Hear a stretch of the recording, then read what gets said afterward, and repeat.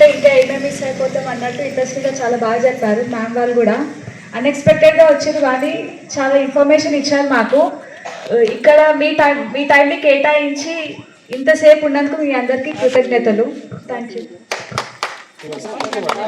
Special thanks to Janaki ma'am, ఇలాంటి programmes arrange చేసినందుకు.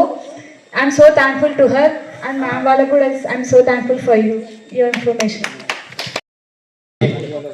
మరియు మన సూపరింటెండెంట్ ఆఫ్ పోలీస్ ఎస్పీ మన ఎవరు జానకి మేడం గారి సూచన మేరకు మన పెద్దర్పల్లి గ్రామానికి వచ్చినటువంటి మన పోలీస్ సోదరులకు మరియు పోలీసు సోదరి మనులకు వారికి మన పెద్దర్పల్లి తరఫున పేరు పెట్టిన అందరికి వారికి ప్రత్యేక కృతజ్ఞతలు మరియు ధన్యవాదాలు.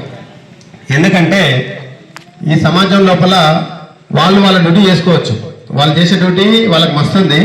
అయినా కూడా స్పెషల్గా ఏంటంటే మనము అంటే వాళ్ళని మామూలుగా ఎట్లా చూస్తామంటే ఇప్పుడు కొంచెం పోలీసులు ఫ్రీ అయిపోయారు, పోలీస్ జీప్ పూలేకి వచ్చిందంటే అట్లా ఎవరు కనిపించకుండ్రి, ఎక్కడి నుంచి అక్కడ మొత్తం పరారు అంతా వెళ్ళిపోతున్నారు అనమాట. ఆ స్టేజ్ నుంచి కాకుండా ఎవరు చెప్తే కూడా మనము ఈరోజు చెప్పారు వీళ్ళు సార్ వాళ్ళు చెప్తారు అంటే వాసన చెప్పాలంటే చాలా మంది మన ఊర్లో కూడా కొద్దిగా మెసేజ్ లేకపోవడము అన్ఎక్స్పెక్టెడ్గా అంటే వాళ్ళు రావడం జరిగింది. నేను కూడా మామూలు ఉంటే కూడా ఎందుకంటే అతిథి దేవో భవ మన కోసం వచ్చినప్పుడు కంపల్సరీ వాళ్ళకి మనం అతిథి దేవేయడం కూడా మన ధర్మము. అందుకోసం అని చెప్పి సరే ఎంతైనా కొంత మనము ఈ యొక్క ఆర్గనైజేషన్కి మనం సహకరించాలి, తోడ్పడాలి. ఎందుకంటే వాళ్ళు మన కోసం వచ్చారు కనుక, మంచి విషయాలు చెప్పడం కోసం వచ్చారు కనుక వాళ్ళు చెప్పిన ప్రతి ఒక్కటి కూడా టీనేజ్ కానీ మహిళలు కానీ చిన్నారులు కానీ వీళ్ళు 3 టీములు తయారు చేసి కళాబృందాన్ని వాళ్ళంతా టైంని స్పెండ్ చేసి మన దగ్గరికి సమయాన్ని కేటాయించి మన దగ్గరికి రావడము.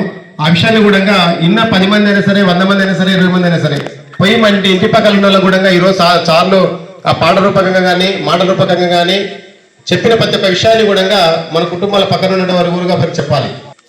జీవితం ఏంటంటే వాసన చెప్పాలంటే ఈ జీవితం ఒకసారి దొరికిందంటే తర్వాత చాలా మంది చూస్తారన్నమాట. నేను మస్తు చూస్తా అన్నారు పెద్దపల్లి చాలా మంది ఈ మధ్యన చూసాము, దేవుడి దేవాలయం మధ్యన మంచిగా ఉంది. చిన్న పిల్లలు సార్ ఏంటంటే 30 సంవత్సరాల లోపు దాదాపు 4 పిల్లలు సూసైడ్ చేసుకున్నారు. అంటే ఊరేసుకున్నారు. అంటే కాలం తిరిగిపోయింది, పెద్దవాళ్ళు అయ్యారు, ముసలి అయ్యారు అనుకుంటే దానికి అర్థం ఉంది. కానీ ఆ చిన్న వయసులో కూడా వాళ్ళు ఊరేసుకొని అంటే సూసైడ్ చేసుకొని చనిపోతున్నారు. అంటే వాళ్ళకున్న ప్రెషరు, వాళ్ళకున్న అవగాహన లోపమా అంటే ఇంతకుముందు సార్ వాళ్ళు చెప్పారు అంటే కుటుంబం లోపల వాళ్ళు మాట్లాడలేకపోవడం, వాళ్ళకున్న సమస్యలు చెప్పుకోలేకపోవడం వల్ల కూడా అర్ధంతరంగా వాళ్ళ ఒక ఆయుష్యం తీర్చుకుంటున్నారు అన్నమాట. కొందరేమో మత్తు తాగిన నిశలో ఉండి బెదిరీనికి పోతారు. బెదిరీనికి తాగి తెలుసా మన బెదిరించేది, దూలని తెలుస్తుంది బెదిరించేది.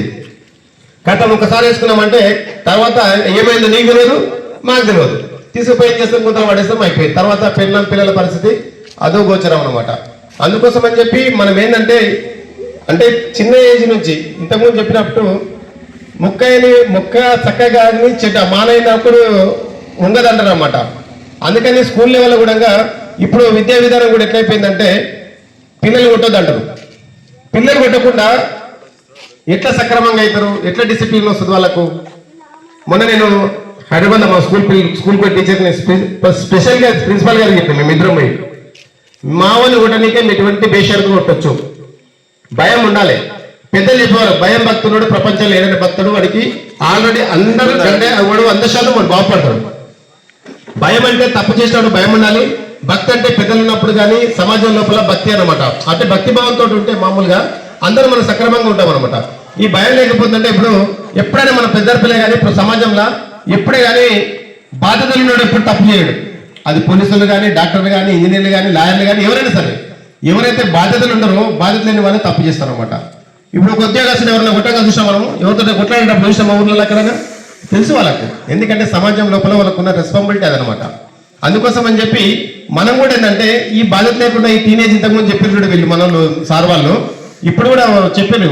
మామూలుగా ఇప్పుడు పోతుంటారు వస్తుంటారు తెలియదు వీళ్ళకి. ఇప్పుడు ఎప్పుడు తెలుసా ఇప్పుడు పెళ్లి అయిన తర్వాత కుటుంబం ఏర్పడిన తర్వాత అప్పుడు కుటుంబ అవసరాలకు డబ్బు అవసరం ఉన్నప్పుడు ఆ రోజు నేను ఎంబీఏ చేసింటే బాగుండే, ఎంటెక్ చేసింటే బాగుండే, సిఏ చేసింటే బాగుండే, ఈరోజు నాకు ఇంత శాలరీ వస్తుండే, నేను పిల్లల్ని ఈ విధంగా నేను మంచి స్కూల్లో చదివిస్తుంటే లేకపోతే నా పిల్లల్ని బయటికి అమెరికనో లండనో లేకపోతే అక్కడ పంపిస్తుంటే మన పక్కోడు మనతో పాటు తిరిగినోడే వాడు చక్కగా చదువుకొని వాడు కానిస్టేబుల్ ఎస్ఐఓ లేకపోతే డాక్టర్ ఇంజనీర్ అయ్యి వాడి పిల్లలు ఏంటంటే వారి పిల్లలు ఏంటంటే మంచి స్కూల్లో చదివించి వాళ్ళు లివింగ్ స్టాండర్డ్ పెరుగుతుంది అనమాట, వాళ్ళ జీవన శైలి కూడా పెరుగుతుంది. వీళ్ళు ఏం చేస్తాం, మనోడు ఇంతకుముందు సార్ చెప్పాడు, నా కొడుకు రింగ్ల చుట్టూ వేసుకొని తిరుగుతాడు, రింగ్ల చుట్టూ చూసుకొని ఏడ తిరుగుతాడు, ఇదే బుడ్రా చుట్టూ తిరగాలి, ఈయనే గ్రామ పంచాయతీ చుట్టూ తిరగాలి, బయటికి కోడు ఏం చేయడు. చాలా మంది చూస్తుంటాం. అందుకోసం అని చెప్పి మనం కూడా ఏంటంటే మన పిల్లల్ని ఎప్పుడైతే మనము చిన్న దశలో